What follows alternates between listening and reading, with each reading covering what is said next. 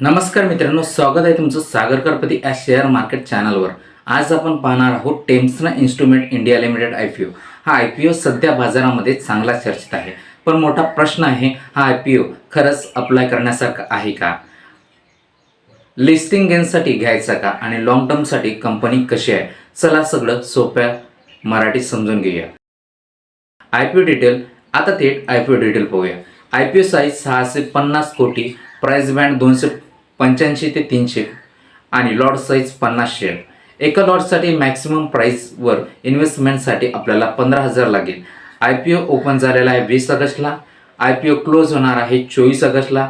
Expected listing date आहे 28 August. या 650 कोटी IPO मध्ये 95 कोटी ही फ्रेश इश्यू आहे आणि 555 कोटी ही ऑफर फॉर सेल आहे। आता समजून घेऊया बिझनेस मॉडेल। टेम्सन ही एक थर्मल इंजिनिअरिंग आणि स्पेशलाइज कंपनी आहे। कंपनी मुख्यतः 3 क्षेत्रांमध्ये काम करते: temperature sensing solution, electrical heater solutions आणि specialise cables. Company temperature sensor, thermocouples, RTD आणि infrared pyrometer, fibre optic temperature सेन्सरसाठी सारखी स्पेशलाइज प्रोडक्ट तयार करते। महत्त्वाची गोष्ट, भारतात टेम्परेचर सेन्सर क्षेत्रात कंपनीची मजबूत पोझिशन आहे। कंपनी कस्टमाइज आणि मेक टू ऑर्डर प्रोडक्टवरही काम करते। आता बघूया कंपनीची फायनान्शियल परफॉर्मन्स। कारण IPO मध्ये कंपनीची कमाई आणि नफा वाढत आहे, हे सर्वात महत्त्वाचं। फायनान्शियल इयर 2024 मध्ये कंपनीचा रेव्हेन्यू हा 274, EBITDA 61 कोटी आणि पॅट 40 कोटी। फायनान्शियल 25 मध्ये रेव्हेन्यू हा 378 कोटी, 97 कोटी, EBITDA आणि पॅट हा 62 कोटी। फायनान्शियल 2026 मध्ये रेव्हेन्यू 444 कोटी, EBITDA हा 113 कोटी आणि 71 पॅट कोटी, पॅट 71 कोटी। मित्रांनो, इथे स्पष्ट होते कंपनीचा रेव्हेन्यू आणि प्रॉफिट दोन्ही सातत्याने वाढत आहे। 2024 मध्ये कंपनीचा पॅट 40 कोटी होता, तो 25 मध्ये 62 कोटी झाला आणि 26 मध्ये तो 71 कोटी झाला। त्याचप्रमाणे कंपनीचा रेव्हेन्यू 274 कोटीवरून 2026 मध्ये 400 कोटीपर्यंत पोहोचला। बिझनेस ग्रोथ पॉझिटिव्ह आहे। फायनान्शियल 2026 मध्ये प्रॉफिट ग्रोथचा वेग रेव्हेन्यू ग्रोथपेक्षा काहीसा कमी झाला आहे। यामुळे व्हॅल्युएशन आणि फ्युचर ग्रोथवर लक्ष ठेवणे महत्त्वाचं। आता बघू कंपनीची स्ट्रेंथ। माझ्या मते कंपनीची सर्वात मोठी ताकद म्हणजे तिचा स्पेशलाइज बिझनेस। ही साधी कमोडिटी कंपनी नाही। टेम्परेचर मेजरमेंट आणि industrial solution company specialise product देते। दुसरी स्ट्रेंथ म्हणजे डायव्हर्सिफाय प्रोडक्ट पोर्टफोलिओ।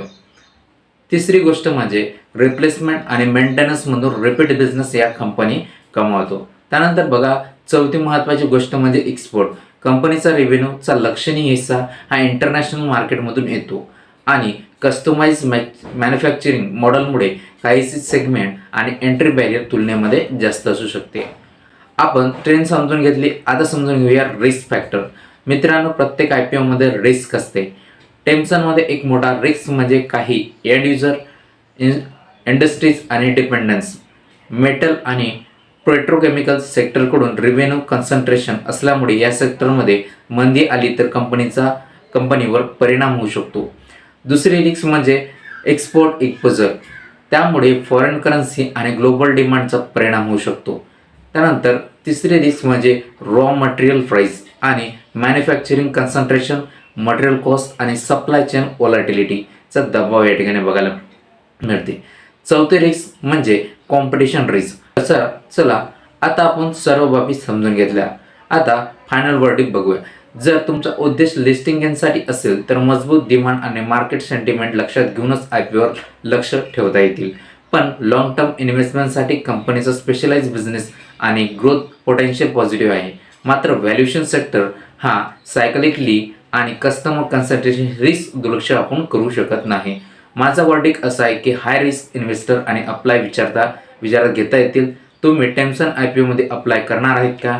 खाली कमेंटमध्ये नक्की सांगा। व्हिडिओ आवडला तर लाईक करा, शेअर करा आणि सागरकरपती चॅनलला सबस्क्राईब करा। हा व्हिडिओ फक्त एज्युकेशनल पर्पजसाठी आहे, हा इन्व्हेस्टमेंट ॲडवाइस नाही। IPO मध्ये गुंतवणूक करण्याअगोदर स्वतःचा अभ्यास आणि सेबी रजिस्टर ॲडवाइस करून त्याचा सल्ला घ्यावा। धन्यवाद। भेटूया नेक्स्ट IPO मध्ये।